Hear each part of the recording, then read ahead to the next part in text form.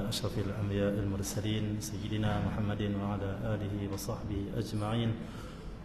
سبحانك لا علم لنا إلا ما علمتنا إنك أنت العليم الحكيم.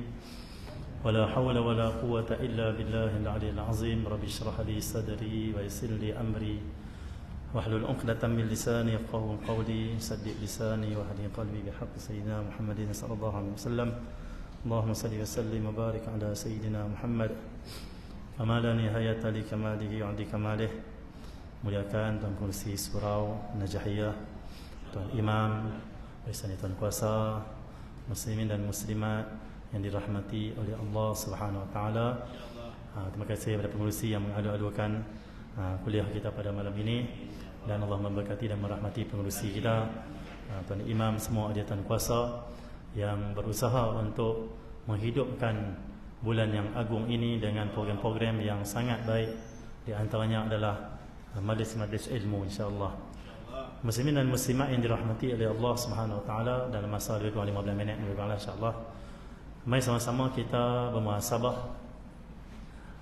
dalam hati kita masing-masing, sekadar ataupun setakat manakah Ramadan, ataupun setakat manakah kita telah mencapai kelebihan-kelebihan ataupun kesan-kesan bulan Ramadan Al-Mubarak. Kita dah masuk malam ke-6 malam ni, ya. Betul tak malam ke-6 dah? Seminggu dah lah, seminggu dah. Esok hari ke-6 dan malam ke-7, seminggu dah lebih kurang. Kita mengharungi bulan Ramadan Al-Mubarak. Tinggal lebih kurang 3 minggu lagi saja lagi akan habis bulan Ramadan Al-Mubarak. Jadi mari sama kita muhasabah, apakah kita telah mendapat kesan-kesan Ramadan. Puasa yang kita telah amalkan pada setiap hari ini mempunyai kesan. Solat tarawih kesan, solat asar, zuhur, maghrib dan sebagainya ada kesan. Bacaan Quran, zikir dan sebagainya, ini ada kesan-kesannya, bang, ya. Setiap amal itu akan menghasilkan cahaya. Allah SWT Muhammad dalam firman Allah Subhanahu wa taala dalam Al-Quran, yukhrijuhum minaz zulumati ilan nur. Allah mengeluarkan mereka dari zulumat, kegelapan-kegelapan, ilan nur, kepada cahaya. Allah SWT Muhammad dalam firman Allah yang lain, Allah berfirman, Allah SWT Muhammad, li alif lam mim dzalikal kitabu la raiba fihi hudal lil muttaqin. Jadi Allah SWT Muhammad, Allah Subhanahu wa taala buat perumpamaan ataupun menyebut tentang cahaya. Dikeluarkan mereka dari kegelapan menuju cahaya. Kegelapan itu perumpamaan atau gambaran bagi kekufuran, kesyirikan dan juga kejahatan. Nur adalah gambaran ataupun perumpamaan kepada keimanan, ketaatan, amal saleh. Maka Allah SWT Muhammad, puasa kita, salat kita, sedekah kita, semuanya akan menghasilkan nur, cahaya. Al-Imam Al-Ghazali rahimahullah ta'ala dalam kitab beliau, kitab Bidayatul Hidayah, ada sedikit beliau membahaskan tentang puasa. Kata Al-Imam Ghazali, puasa itu mencahayakan hati. Cahaya. Apa maksud mencahayakan hati? Allah Subhanahu wa taala menyuci kotoran-kotoran yang ada dalam hati kita. Allah firman dalam Al-Quran, wal fajri wal layalin 'ashr, ataupun ayat wasyams wadduhaha wal qamari idza talaha. Dalam ayat lain Allah firman tentang apabila datangnya siang, habislah kegelapan malam. Maka hati yang gelap itu masuknya cahaya puasa. Maka Allah SWT Muhammad, ketika mana kita berpuasa sejak waktu subuh sampailah maghrib, hati kita sedang bercahaya.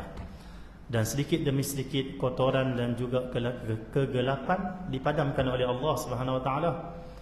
Tetapi Allah SWT Muhammad, sejauh manakah kesan itu kita telah Allah SWT mencapainya. Al-Imam Ghazali rahimahullah ta'ala menyebut berkenaan dengan cahaya puasa dan terpadamnya cahaya puasa. Walaupun kita telah mendapat cahaya puasa di siang hari, tapi kita kena ingat kesan dan juga cahaya ini boleh dipadamkan. Dengan apa? Dengan kita menjamakkan makan-makan minum kita, kata Imam Ghazali, ya. Itu bahasa Imam Ghazali lah. Ada orang kata Imam Ghazali menjamakkan, menghimpunkan makan pagi, makan tengah hari, makan petangnya di waktu berbuka puasa, kata Imam Ghazali ya. Dan makan semuanya. Okey ya. Dia macam qada, sarapan qada, lunch qada, makan petang dan sebagainya.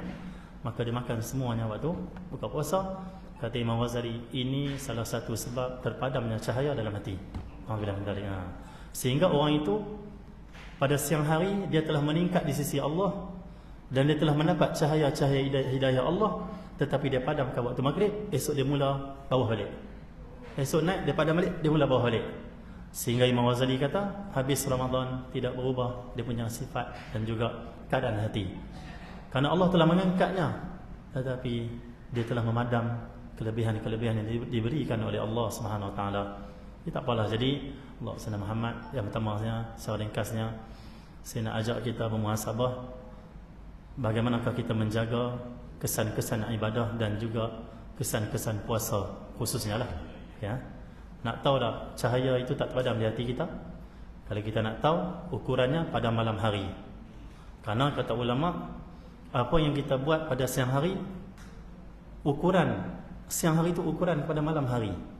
Contoh, sebahagian para salafus saleh, para ulama dulu, dia akan menjaga diri dia dari dosa dan maksiat siang hari. Dan bila sampai waktu hampir terbenam matahari, waktu maghrib, dia akan beristighfar, istighfar, menangis-nangis. Kenapa? Kata ulama, dia nak masuk, kata ulama ini, dia nak masuk waktu malam tanpa membawa dosa. Di waktu malam itu Karena kata dia, dosa itu memberatkan seseorang beribadah pada Allah. Maka dia tak mau malam hari, waktu tengah malam ataupun sebelum subuh, dia rasa berat untuk bangun bersujud pada Allah SWT, maka dia menjaga tu siang hari. Tetapi kita Ramadan memang Allah telah mengurniakan satu kelebihan pada kita, iaitu puasa Ramadan. Mungkin ada orang kata, buatlah Ramadan ni kena puasa. Kan bagus kita tak puasa, makan tengah hari. Sebenarnya lagi bagus kita tak makan tengah hari, lagi bagus. Karena 11 bulan yang lalu kita telah mengikut tabiat kebiasaan diri kita, dipanggil sifat basyariah. Kita ikut basyariah kita. Basyariah ni apa? Sifat kemanusiaan manusia biasa, dipanggil ya. Kita makan, kita minum, kita relax, itu dan ini. Bila datang Ramadan, Allah tak bagi kita hidup macam manusia biasa. Allah nak tingkatkan kita ke manusia yang luar biasa, manusia yang mereka mendapat Allah SWT sifat-sifat seperti para malaikat. Okey ya. Sebenarnya puasa bukan Allah nak beratkan kita. Puasa Allah nak ringankan kita. Kita mengaji tafsir di Yaman dulu. Guru kita Sayyid Habib Kadim, dia mensyarahkan ayat kutiba alaikumus siyam kama kutiba alal ladzina min qablikum la'allakum tattaqun. Allah firman, ya ayyuhalladzina amanu kutiba alaikumus siyam kama kutiba alal ladzina min qablikum la'allakum tattaqun. Baiklah, ayyaman ma'dudat dan sebagainya. Kemudian Allah SWT Muhammad, wahai sekalian mereka yang beriman, kutiba alaikumus siyam. Kutiba ini dipanggil fi'il ni majhul, dia dimajhulkan fa'il dia. Allah SWT, kutiba alaikumus siyam bermaksud diterjemahkan difardukan ke atas kalian puasa. Allah tak firman ya ayyuhalladzina amanu kataballahu alaikumus siyam. Allah tak kata Allah fardukan ke atas kalian puasa, tapi Allah firman difardukan ke atas kalian puasa. Kata guru kita dalam ilmu bahasa Arab, bila disebut kutiba, apa beza kataballah dengan kutiba alaikumusiyam? Kalau kataballahu alaikumusiyam itu satu yang berat dia panggil ya. Allah fardukan kalian puasa, berat. Bila sebut kutiba alaikumusiyam dari segi bahasa lah, ringan. Difardukan ke atas kalian puasa. Siapa yang fardukan? Allah SWT. Itu dipanggil fi'il majhul. Allah lah, Allah tapi tak disebut kutiba, difardukan.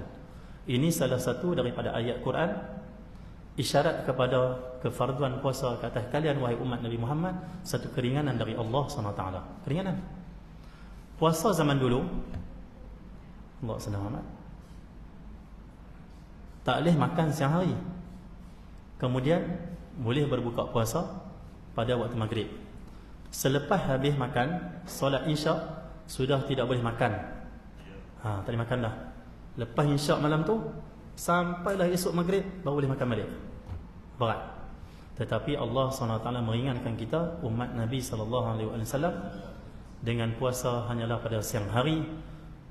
Adapun malam hari kita boleh makan dan minum semau kita, dan juga boleh bersama bagi mereka yang berkahwin dengan isteri-isteri mereka. Adapun dulu selepas insya' tidak boleh bersama isteri. Sudah habis waktu makan, sudah habis waktu bersama isteri, insya' sampai nanti esok maghrib pula, masya-Allah. Jadi Allah SWT Muhammad, puasa ini sebenarnya satu anugerah Allah untuk memudahkan kita.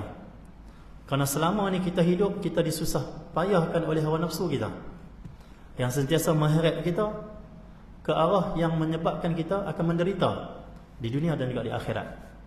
Tidak ada orang yang bahagia, Allah SWT, bila mereka mengikuti hawa nafsu mereka. Kerana nafsu ini dia lebih pada memusuhi Allah. Adapun keimanan Rasul yang datang membawa kita untuk mentaati Allah SWT. Hidup kita bahagia ni, harta tak boleh bagi bahagia, duit tak boleh bagi bahagia. Yang bagi bahagia adalah Allah SWT. Harta sebab, duit sebab. Tapi ada orang yang ada harta, ada duit, tak bahagia juga. Jadi maka bahagia dari Allah SWT. Siapa yang Allah bagi bahagia tu? Allah dah firman dalam Al-Quran, qad aflaha man zakkaha wa qad khaba man dassaha. Bahagia, beruntung bagi orang yang membersihkan hatinya, tidak ikut kehendak hawa nafsu syaitan yang jahatlah, dan rugi orang yang mengotorkan hatinya. Jadi Allah SWT Muhammad, maka bahagia itu datang dari Allah bila seseorang hamba itu diridai oleh Allah SWT. Sebab itu kalau kita baca kisah-kisah para wali terdahulu, ada mereka yang ditimpa dengan pelbagai penyakit, ditimpa dengan kesusahan-kesusahan hidup, tetapi mereka sentiasa menyebut Alhamdulillah. Sentiasa mereka bergembira dalam hidup mereka. Dengan apa? Dengan keridaan Allah SWT. Kita tanya diri kita, berani tak kita mati dalam keadaan Allah belum redha pada kita kat dunia ni? Siapa berani? Silakan. Kalau saya tak beranilah. Kita nak sebelum mati ni Allah redha. Allah redha. Macam mana nak buat Allah redha tu? Maka inilah perjuangan kita, hawa nafsu kita. Maka puasa itu adalah anugerah Allah untuk kita mencapai keridaan Allah yang besar. Dengan apa? Dengan dilemahkan hawa nafsu kita, kita dapat mengatasi nafsu kita, terbangun untuk mentaati Allah Subhanahu Wa Taala. Ditambah rahmat Allah, diikat syaitan. Muharram ada syaitan lagi, Syaban ada syaitan banyak, Rajab apa semua. Datang Ramadan, dibelenggu syaitan. Satu pandangan ulama kata dilemahkan syaitan. Syaitan kalau setiap hari boleh hasut kita 100 kali, Ramadan sekali ya, itu pun tak larat. Macam dia pun puasa juga, tak larat. Soalan macam dia puasa juga, tak larat. Sebagai ulama kata yang diikat hanya syaitan-syaitan besar, ketua-ketua saja, macam Ifrit dan sebagainya. Tapi anak buah masih ada lagi. Cuma bila tak ada, dia panggil tak ada penyelia ni, tak ada incas ni, dia tak reti sangat nak bekerja. Dia tak tahu nak sesatkan siapa, macam mana nak masuk sesatkan, dia tak reti sangat. Sebab arahan tak ada dari incas ke atas dah. Semua pengarah-pengarah semua kena ikat semua, ya. Staf-staf ni dia baru relax je lah, okay. Sebagian pandangan kata diikat semua syaitan, diikat semuanya, dan dilemparkan mereka di laut. Macam tu. Jadi Allah SWT Muhammad, dilemahkan nafsu kita dengan puasa. Allah ikat pula syaitan. Untuk apa? Kita mencapai ridha Allah SWT. Satu ulama-ulama dia sangat minta tu nak sampai bulan Ramadan. Allah membalighna Ramadan. Kenapa? Sebab kalau kita masuk saja Ramadan, kita susah nak sesat dengan hasutan syaitan. Susah. Kenapa? Dia lemah dah. Dan nafsu kita pun susah nak memberdayakan kita, kan kita dah puasa. Di situlah sebahagian ulama kata, ya Allah, kalaulah engkau nak matikan kami dalam Ramadan. Sebab apa? Sebab kita sedang dia panggil berjaya mengatasi, dia panggil nafsu dan juga syaitan yang nak menyesatkan kita. Waktu itulah yang Allah ridha kita tu. Maka 11 bulan kita ni mudah terpedaya dan juga jatuh dalam Allah hasutan ini. Ramadan Allah nak mengangkat kita semua, nak selamatkan kita daripada musuh-musuh yang menjauhkan kita dengan Allah SWT. Dan syukurlah, alhamdulillah, syukurnya Allah bagi puasa. Kalau tak puasa ni, nafsu duk kuat macam tu. Kalau tak main bulan puasa ni, syaitan tak ikat dia tu lah, kacau kami. Allah, terima kasih Allah. Orang mukmin itu kata Rasulullah, bergembira dengan Ramadan. Tidak ada bulan yang terbaik untuk orang mukmin melainkan Ramadan, kata Rasulullah. Dan tidak ada bulan yang paling perit, paling susah, Allah SWT, untuk orang munafik melainkan Ramadan. Itu hadis tu. Orang mukmin rasa gembira dengan Ramadan, orang munafik rasa perit, susah dengan Ramadan. Kenapa? Mereka tak betul-betul hati mereka itu keimanan dengan Allah SWT, menyebabkan mereka tak selesa bila Allah perintahkan untuk meninggalkan hawa nafsu, meninggalkan makan dan minum. Itu golongan munafik lah. Tapi kita semua main masjid, main surau malam-malam ni, kita tanda kita gembira, kita mukmin yang sebenar. Itu mukmin sebenar. Tapi kita kena ingat, ada orang waktu ni tak datang sembahyang tarawih walaupun sekali. Ada orang sampai malam ni puasa belum lagi walaupun sehari. Ada. Kesianlah, kita kena doakan, ya Allah hidayah untuk mereka, ya Allah. Kadang kita tengok kita sedih, kadang kita tengok kita duk pergi kuliah sana sini di Ramadan ni.